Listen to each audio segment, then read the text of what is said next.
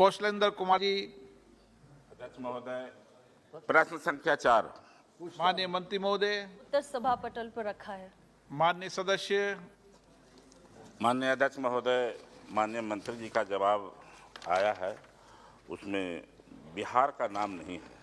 मैं माननीय मंत्री जी से जानना चाहता था कि जिस तरह से SEZ 2005 के बाद कोई प्रस्ताव नहीं लिया गया, तो क्या माननीय मंत्री जी फिर से बिहार को आर्थिक रूप से मजबूत करने के लिए कोई प्रस्ताव लेंगे क्या, जिससे बिहार की प्रगति हो?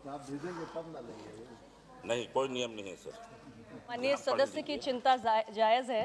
जितने भी SEZ हमने सेटअप किए हैं 2005 के एक्ट के उपरांत, उसमें लगभग देश के सभी राज्य हैं, लगभग 24 राज्य हैं, किंतु बिहार उस सूची में नहीं है।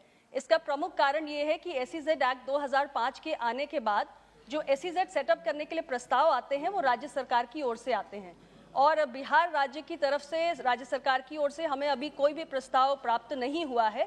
यदि आपके राज्य सरकार की ओर से हमें SEZ स्थापित करने का कोई प्रस्ताव प्राप्त होगा तो निश्चित रूप से हमारे डिपार्टमेंट के अंतर्गत जो बोर्ड ऑफ अप्रूवल है वो उस पर विचार करेगा और हम कार्रवाई को आगे बढ़ाएंगे। माननीय सदस्य।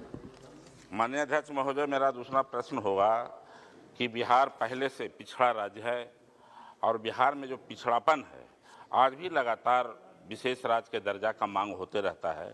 मैं माननीय मंत्री जी से जानना चाहता हूं कि जिस स्तर पर जम्मू कश्मीर को आपने, उत्तराखंड को, पूर्वोत्तर राज्यों को आपने विशेष रूप से विकसित करने का कोई फैसला लिया है क्या, उसी के तर्ज पर बिहार को भी विकसित किया जाए?